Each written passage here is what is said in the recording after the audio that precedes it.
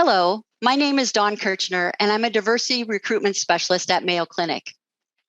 I'm a white female with long brown hair and glasses.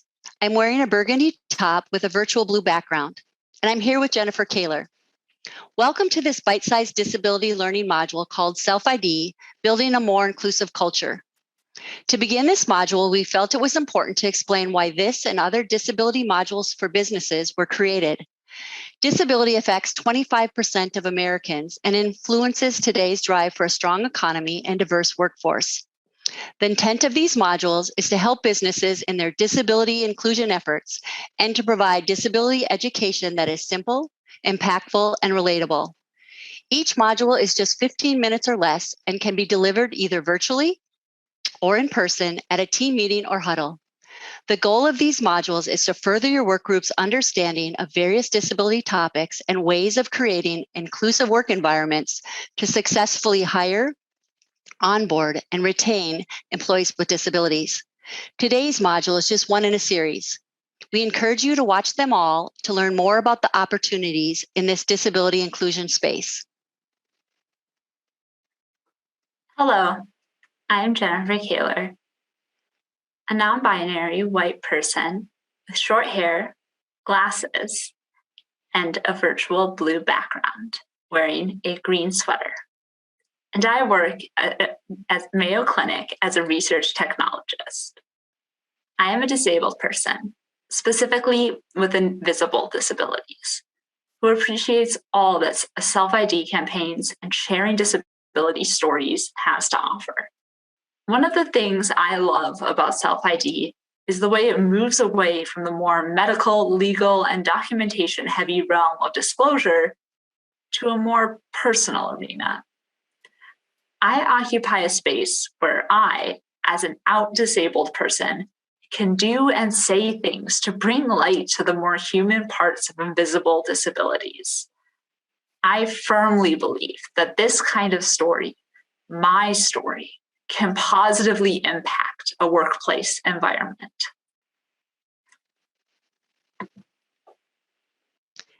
In striving for a more rich, disability inclusive culture, the process starts with you. As we move towards the workforce of 2030, it will be important to include all individuals in our work from anywhere teams. Many companies support careers that span a person's full life cycle. Hiring and retaining people with disabilities also continues to be a top priority as companies diversify their workforce. Given these efforts, research shows that having people openly disclose and self-identify their disability does create a more inclusive workplace culture, shaping future business culture and success. However, creating this type of culture doesn't come without challenges. It requires a lot of communal support and work. In fact, Disability:IN, a national organization that supports disability inclusion best practices in business, reported in their interviews with business, while 92% of businesses encourage employees with disabilities to self-identify, on average, only 3.7% of employees disclose their disability to their employer at any point. So when we think of disabilities affecting 25% of Americans, how can you capture the remaining 20% who qualify as having a disability? A self-ID campaign is a good place to start to grow your work culture and be more welcoming and inclusive. As you begin to look at creating a campaign, it's important to understand and explain two terms: self-identification and self-disclosure. Why is this important? It's important because sometimes employees and employers can get confused over these terms. Some think that self-identifying leads to the accommodation process. It certainly can, but is not always the case.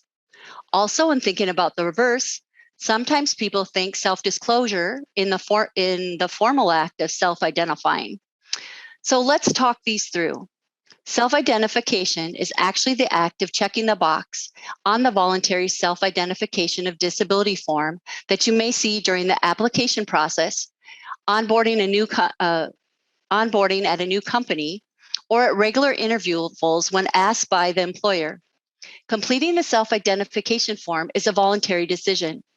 Self-identification is also confidential and used by human resources to track and report the number of people with disabilities in the workforce. Self-disclosure, on the other hand, is the act of personally communicating a disability to another person. It is a voluntary decision, and it may be seen as necessary for individuals if an accommodation is needed to participate in an interview, to perform the essential functions of the job, and/or engage in other work-related activities. Being able to explain the difference between self-identification and self-disclosure to your employees will help individuals to make choices related to their employment experience and disability-related needs. It will also assist employees with determining how they might contribute to your organization's self-ID campaign. When it's time to invite individuals to self-identify, a self-ID or disability story sharing campaign could be launched right alongside of this. Such campaigns are important because they can be a more visible way to invite people to share their story within your business or organization. They can be powerful in showing that your business, both leadership and employees, put a priority on disability inclusion. When you have employees who are comfortable with self-identifying and sharing their stories and videos, it welcomes inclusivity. Having a visible presence or representation of disability in your workplace does foster a sense of an inclusive community. Further, open sharing and dialogue about disabilities can lead more people to check the box and/or request an accommodation. As you consider creating a self-ID campaign or seeking out disability stories and testimonials, you might want to decide whether you want to have a theme of compliance, compassion, or both in your campaign. Let's examine how pairing compliance with compassion can achieve a successful campaign. On the compliance side, Section 503 of the Rehabilitation Act requires federal contractors to invite applicants to self-ID as an individual with a disability during the pre- and post-offer phases of the application process. These employers must also invite employees to self-identify every 5 years. On the compassion side, you can emphasize things in the video or disability story sharing that will reduce a culture of fear and move towards a culture of celebration of all of our employees' differences. The self-ID campaign and testimonials themselves can assist employees with feeling more comfortable and safe to self-identify. Taking the compliance and compassion themes into consideration, we would like to show you 2 different ways to begin a self-ID campaign and encourage employees to share their disability story. Our first example is a video created by the Office of Federal Contract Compliance Programs, also known as the OFCCP. If your company does not have the resources to create a self-ID video, using one like this, where it is a little more compliance focused, is a great way to begin to introduce the self-identification process and establish and/or improve trust within your employee base. Inclusiveness isn't just good for workers, it's smart for business. And ensuring that everyone has an equal employment opportunity is the law. That's why the U.S. Department of Labor's Office of Federal Contract Compliance Programs requires federal contractors to ask workers to voluntarily identify if they have a disability. Federal contractors also need this information to measure their progress toward achieving equal opportunity for people with disabilities. So, if you are a person with a disability, be counted, be included, self-identify. The form is voluntary, and the information cannot be used against you or shared with your supervisor or coworkers. Increasing the representation of people with disabilities in the workplace starts with you. For more information, please visit dol.gov/OFCCP/Section 503. If you want a self-ID campaign that focuses on compliance and compassion, this video, titled I Am, demonstrates some ideas for this type of campaign. This example is from Mayo Clinic, where I work. It shows employees who self-identify in this video, as well as share other parts of who they are. One of the goals of our self-ID campaign at Mayo was to show employees are not defined by their disability. Rather, it is just one part of their identity.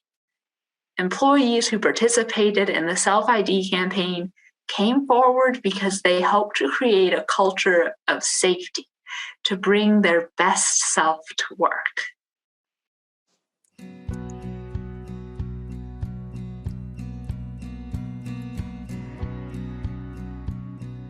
name is John. I work in human resources in Rochester. My name is Katie. I work in Cancer Center in Arizona.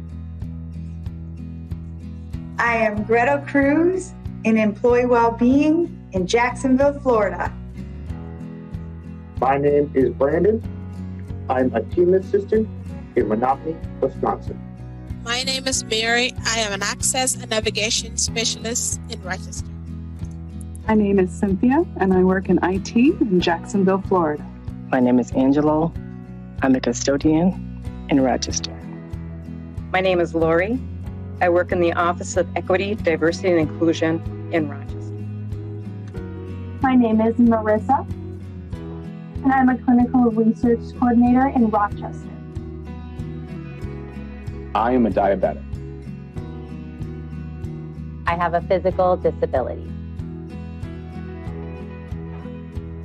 I have an invisible disability. I am a person with low vision. I am a person with a mental health disability.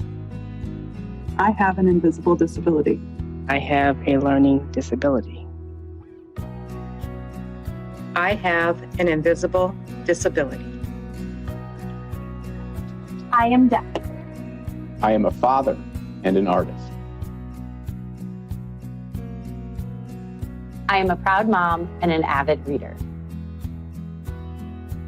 I am a mother who loves to fish. I am a fisherman. I am a person who loves to go on road trips. I am a sister, a reader, and a photographer. I am a son and a car guy. I'm a mom, a grandma, and I love my dogs. I'm a dog lover and I love to bike. I self-disclose because, while I feel able-bodied, there are times I need accommodations to perform my job well.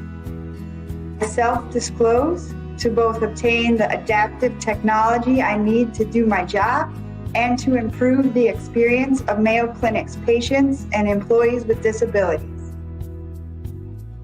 Mayo has accommodated me by providing American Sign Language interpreters for communication access with patients and coworkers. Mayo has accommodated me by providing me access to all the equipment that allows me to succeed. Mayo has accommodated me by being supportive of me bringing my service dog, Claire, on campus and to Mayo events. Looking towards the future, we believe it'll be important to include all. Mayo Clinic's core values support careers which span a person's full life cycle. Participating in the Self-ID campaign will create a culture of safety for all to bring their best self to work. We are Mayo Clinic.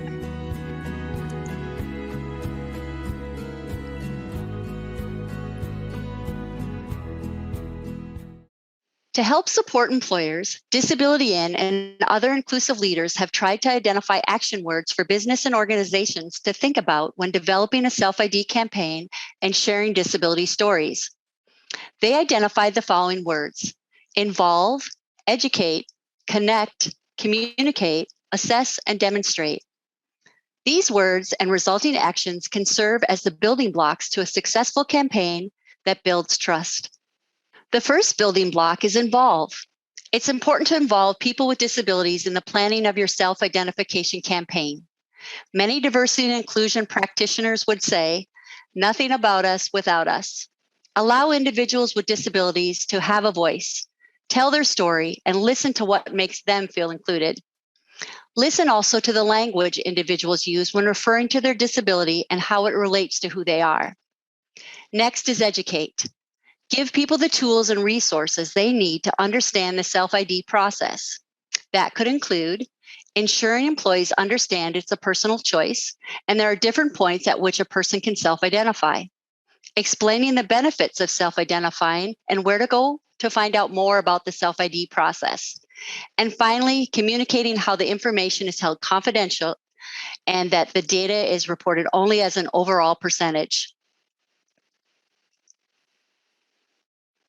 Connect. Connect is the next action, which entails connecting with the disability community as first priority to share stories, testimonials, and successes. When doing so, it's good to leverage the employee resource groups for employees and businesses to have a space and platform to share stories. Also use technology or email to ensure the message is broadcast wide and is personalized.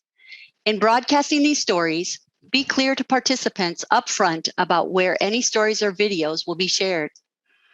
Communicate that disability inclusion is an important part of your culture and workplace values. Consider messages from the top down by encouraging leaders to share their stories in support of disability initiatives. This strategy, along with bottoms-up grassroots efforts with employee business resource groups and other groups, can help to plant the seeds of inclusion while driving a ripple effect. Assess. Gather metrics pre and post self-ID campaign to measure the impact. For instance, by charting the digital engagement with the campaign, that can tell you a lot about the numbers of views of and people's involvement with the campaign. Assess each year how you might evolve with the needs and trends of your employees and business to continue to support ways for people to share. Demonstrate. Demonstrate a model of universal design.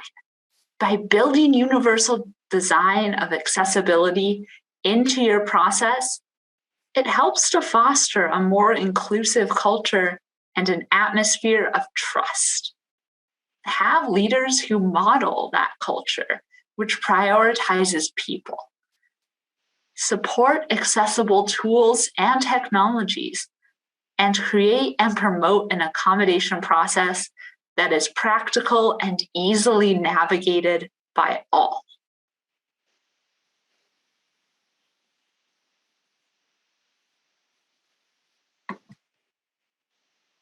In summary, many organizations have recognized launching a self-ID campaign as one of the first steps to creating a disability-inclusive culture.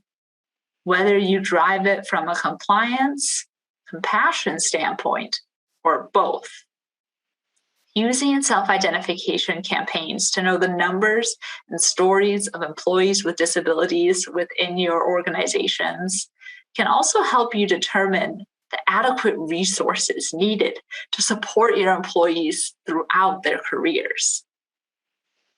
Self-ID campaigns and disability story sharing shows your organization's continual commitment to disability inclusion. As a further wrap up to our module, we ask that you take a bite out of learning and have a discussion with your team. We have a takeaway card for you to reference with this assigned activity. The activity we are asking you to engage in is to discuss 3 questions as a team or in pairs. 1, what is the difference between self-ID and self-disclosure? 2, describe a video that you watched that impacted your perceptions or thoughts on disability inclusion or another topic you didn't know much about. 3, how could a self-ID campaign or sharing stories of disabled joy change or benefit your organization's culture? Then come back as a team. Share some of your reflections or thoughts surrounding these questions with the group.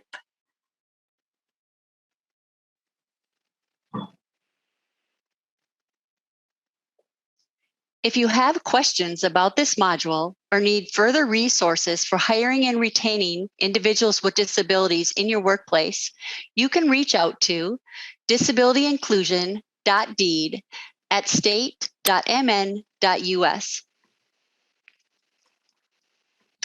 Here are great resources for you to tap into related to this self-ID disability story sharing topic. The 2 self-ID videos that were shared and Disabilities In's best practices for self-identification. Thank you for taking a bite out of learning.